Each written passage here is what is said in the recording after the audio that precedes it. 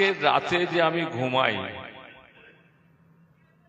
বা গতকাল রাতে আমরা সবাই যে ঘুমিয়ে পড়েছিলাম, আজকে সকালে যে ঘুমটা ভেঙেছে, আল্লাহ পাক যদি না আমাদের ঘুমটা ভাঙিয়ে দিতেন তাহলে এতক্ষণ কবরে বাঁশ কাটা শুরু হয়ে যেত, মসজিদে এলান হয়ে যেত যে অমুক সময় জানাজা হবে।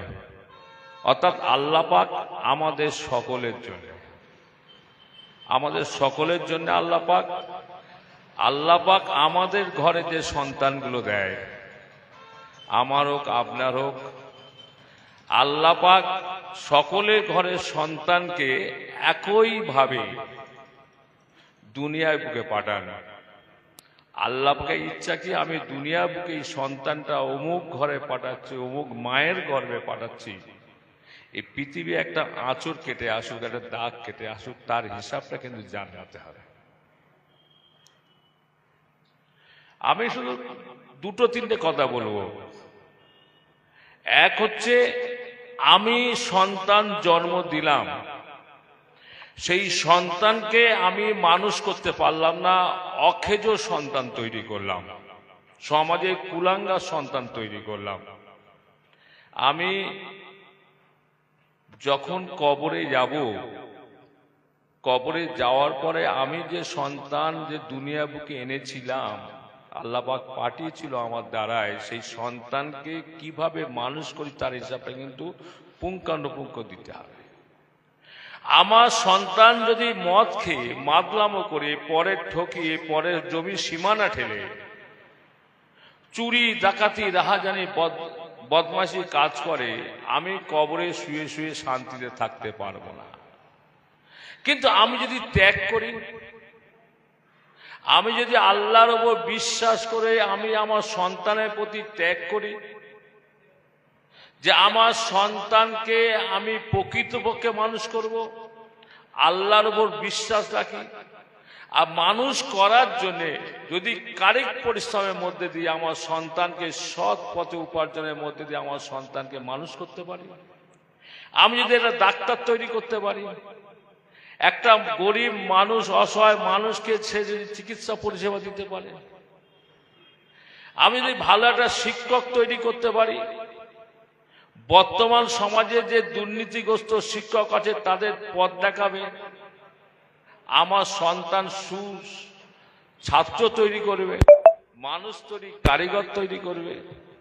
আমি যদি ভালো একটা ইঞ্জিনিয়ার তৈরি করতে পারি, আমার সামনে যে এই পানির বোতলটা আছে, এই পানির বোতলটা কিভাবে বিশুদ্ধ পানি হলো বর্তমান দিনে, যা বিভিন্ন ধরনের কলের পানি যে আজ পয়জনে পরিণত হয়েছে, বোতলে কেনা পানিটা খাচ্ছি, বা আমি যে মোবাইল ফোনটা ব্যবহার করছি, এই যে মোবাইল ফোনটা যদি আমার সন্তান যদি তৈরি করতে পারে, আরো যদি উন্নততর মোবাইল ফোন তৈরি করতে পারে, আরো যদি উন্নততর প্রযুক্তি বিদ্যা আনতে পারে, এগুলো কিন্তু সব সুফল। এই সুফল সন্তানের সুফল আমি জীবদশায় যেমন গর্বিত বাবা হব, গর্বিত আব্বা হব, ঠিক একইভাবে তার সুকাজের মধ্যে দিয়ে, সৎ পথে উপার্জনের মধ্যে দিয়ে তার সওয়াব, তার ভালো কাজের সওয়াব আমার কবরে পর্যন্ত গিয়ে পৌঁছবে। আল্লাহ পাক কবরে আমাকে ভালো রাখবেন। ছোট্ট একটা উদাহরণ দিই। ধরুন আপনার মেয়ের বিয়ে, অনেক মানুষকে নিমন্ত্রণ করেছেন, আত্মীয় স্বজন পরিজন বন্ধু বান্ধব, অনুষ্ঠান হলো, অনেকে সব গিফট নিয়ে এসে উপহার, কেউ খুব বড় গিফট নিয়ে এসছেন, কেউ মাঝারি গিফট নিয়ে এসছেন, কেউ একটু এইরকম সাইজের গিফট নিয়ে এসছেন, বিভিন্ন সাইজের গিফট নিয়ে এসছেন, কেউ বা ছোট্ট একটা গিফট নিয়ে এসছেন। প্রতিটা গিফট কিন্তু রঙিন কাগজ দিয়ে মোড়া, প্রত্যেকটা গিফট। আপনি বুঝতে পারছেন না এই বড় যে রঙিন কাগজটা দিয়ে মোড়া আছে, এই গিফটটার মধ্যে কি গিফট আছে, বা ছোট্ট যে মানুষটা একটা ছোট্ট গিফট নিয়ে এসছে রঙিন কাগজ দিয়ে মোড়া, ওটার মধ্যে কি আছে আপনি কিন্তু জানেন না। বিয়ের অনুষ্ঠান হয়ে গেল, পরের দিন কিছু নিকট আত্মীয় স্বজন আছে, বিয়ের অনুষ্ঠানে সেই গিফটগুলোকে বার করা হলো, উপহারগুলোকে বার করা হলো। সর্বপ্রথম বড় গিফটটার দিকে চোখ গেল, উপহারটার দিকে চোখ গেল। দেখি ও রঙিন মোড়কটা ছাড়িয়ে দেখলাম একটা বড় একটা অ্যাটাচি, ভিতরে পুরো ফাঁকা। তারপরে একটা উপহার ছিল মাঝারি টাইপের, সেই উপহারটা ছাড়ালেন, রঙিন মোড়কটা দেখলেন একটা শরবত সেট, কোনটা দেখলেন চায়ের কাপের সেট। এইভাবে বিভিন্ন উপহার আছে। শেষে যে তুচ্ছ উপহার, যেটা একজন মানুষ পকেটে করে এনে দিয়েছিল, শেষে যেটাকে অবহেলা করে ফেলে রেখে দেয়া হয়েছিল, বলে ঠিক আছে ছোট উপহারটা ছাড়া কি আছে দেখি। সেই ছোট্ট উপহারটা ছাড়ানোর পরে দেখা গেল তার মধ্যে ছোট্ট একটা লাল বাক্স আছে, তার মধ্যে একটা হীরের টুকরো আছে। ঠিক আমাদের ঘরের যে সন্তানরা সবাই কিন্তু এক একটা হীরের টুকরো আল্লাহ পাক কিন্তু সকলের মধ্যে বস্তু দিয়ে পাঠিয়েছে, মেধা দিয়ে পাঠিয়েছে। এই মেধাটাকে ধার দিতে হবে। হীরে জহরত যে কোনো মূল্যবান বস্তু হোক না কেন, আমরা যদি ঠিক মতন সেটাকে ব্যবহার না করতে পারি, সে রত্ন, সে হীরে, সে মুক্ত মাণিক্যর কোনো দাম থাকবে না। আমার 2 কাঠা জমি সম্বল, আমি কুঁড়ে ঘরে বাস করি। আমার ঘরে আল্লাহ পাক যে সন্তানটা পাঠিয়েছে, তার মেধাটা যথেষ্ট মজবুত, প্রখর। আমি বাপ হিসাবে যদি অনুভব করতে পারি বা চিন্তা করতে পারি, আমার ছেলে মেধাটা আল্লাহ পাক যথেষ্ট প্রখর দিয়েছে, আমি যদি এর মেধাটাকে ধাপ দিতে পারি, এর মেধাটাকে যদি নিরাপত্তা দিতে পারি, প্রোটেকশন দিতে পারি, তাহলে আগামী দিনে অনেক বড় মানুষ হতে পারে। কিন্তু আমি সেই মেধাটাকে ধার দেবো কিভাবে, প্রোটেকশন দেবো কিভাবে? 1 নম্বর হচ্ছে আমার এলাকা পরিবেশ খারাপ, 2 নম্বর হচ্ছে আমার পকেটে টাকা নেই। এলাকার পরিবেশ খারাপ বলে আমি আমার ছেলের মেধাটাকে প্রোটেকশন দেওয়ার জন্য কোনো একটা আবাসিক প্রতিষ্ঠানে আমি ভর্তি করলাম। সেখানে পয়সার দরকার, প্রতি মাসে ভাতা দিতে হবে, মাইনে দিতে হবে, তার খাওয়া খরচা আছে, থাকা খরচা আছে, ইলেকট্রিক খরচা আছে, ফ্যান খরচা আছে, মাস্টার আছে, বই আছে। কিন্তু আমার 2 কাঠা জমি শেষ সম্বল। আমি যদি দেখি আমার ছেলে যথেষ্ট ভালো পড়াশোনা করছে, আমি সেই ভালো পড়াশোনাটাকে আরো ভালো করার জন্য হোস্টেলে রেখে, মিশনে রেখে, সেখানে আমি যদি প্রকৃত পক্ষে মানুষ করার জন্য আমি জয়েন্ট দেওয়াতে পারি, আমি যদি নিট পরীক্ষা দেওয়াতে পারি, তাহলে আমার ছেলে বড় ইঞ্জিনিয়ার হতে পারে, আমার ছেলে বড় ডাক্তার হতে পারে। কিন্তু আমার পকেটে টাকা নেই, শেষ সম্বল 2 কাঠা জমি। বাধ্য হয়ে যদি আমি সেই শেষ সম্বল 2 কাঠা জমিটা যদি আমি বিক্রি করে দিই, দিয়ে যদি আমি কোনো ভাড়া ঘরে থাকি, ভ্যান চালাই, রিক্সা চালাই, দিন মজুরি কাজ করি, যাই করি না কেন, আমার সেই সন্তান যদি জয়েন্টে ভালো রেজাল্ট করে, নিটে ভালো রেজাল্ট করে ইঞ্জিনিয়ার কিংবা ডাক্তার হয়, কলকাতা মেডিকেল কলেজের মতন কলেজ থেকে যদি পাস করে ডাক্তার হয়, সে শুধু BMW মার্সিডিজ চড়বে না, আপনার মুখে শুধু চওড়া হাসি আনিয়ে দেবে না। আমাদের গরিব ঘরের যে মায়েরা আছে, ডাক্তারের কাছে যায়, 400-500 টাকা ফিস দেয়, ডাক্তার দেখায়। তারপরে যে ডাক্তার যে রিপোর্ট গুলো লিখে দেয়, এই রিপোর্ট গুলো করতে হবে, যে রিপোর্ট কমপক্ষে 2 থেকে 2,500 টাকা। আর আমার ছেলে যদি ভালো ডাক্তার হয়ে যদি দেখে এই রিপোর্টটা না করলেও চলবে, তার ডায়াগনোস্টের মধ্যে দিয়ে সে যখন রোগটা ধরে ফেলছে, রিপোর্ট করার দরকার নেই। বা রিপোর্ট যদি করতে হয়, যে ডাক্তারটা 60% কমিশন খায় রিপোর্টের উপর থেকে, সেই 60% কমিশনটা যদি ডিসকাউন্ট করে দেয় ল্যাবে, যে আমার রুগী যাচ্ছে গরিব মানুষ, যেটা আমার যেটা পাওনা আছে 60% ডিসকাউন্ট করে দিন, আমার সেই গরিব ঘরের মাটা কিন্তু বেঁচে যাবে। আমাদের ঘরে যে মায়েরা আছেন,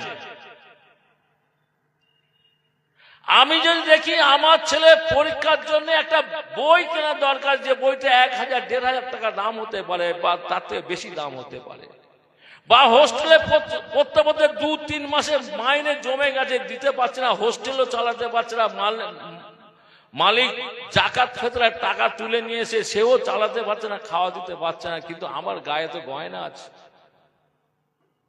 আমি যদি সেই গয়নাগুলো বিক্রি করে দিতে পারি, দিয়ে যদি হোস্টেলের মালিকের হাতে যদি তুলে দিয়ে আমি টাকাটা দিয়ে গেলাম আমার সন্তানের লেখাপড়া করার জন্য, যেটা বাকি পড়ে তার পরিশোধ করার জন্য, আমার সেই সন্তান সুসন্তান তৈরি হবে। আমার সন্তান doctor, engineer, WBC officer, UPS পর্যন্ত সে কিন্তু ক্র্যাক করবে।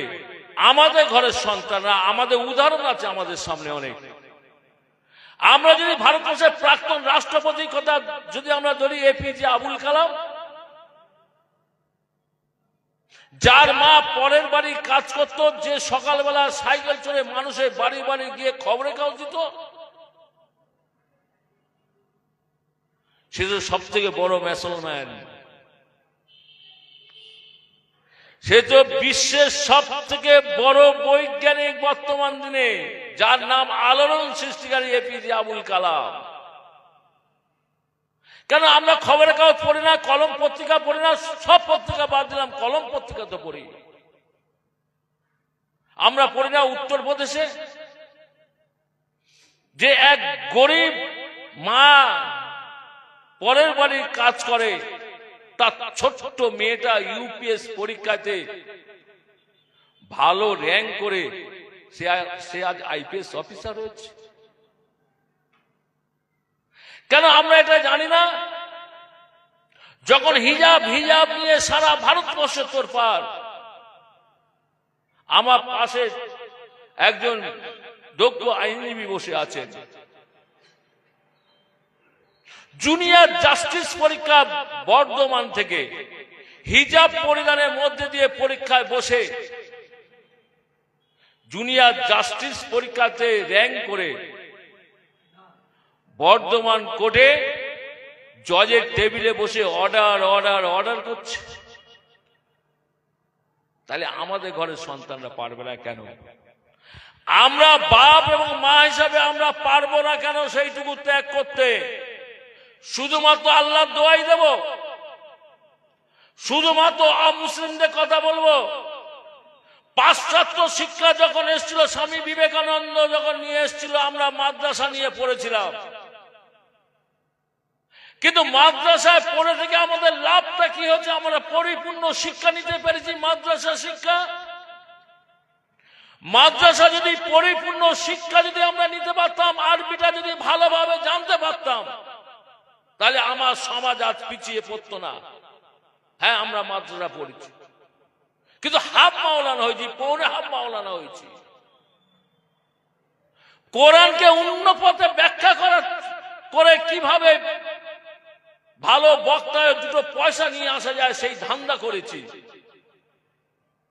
আমাদের সমাজে সেই দামি কারি মুক্তি সে মানুষ কোথায় আছে? সারা ভারতবর্ষের পরিস্থিতি কোথায়? সেই আমাদের মাথার সেই মুকুট, সেই মুকুটদের ভূমিকা কোথায়?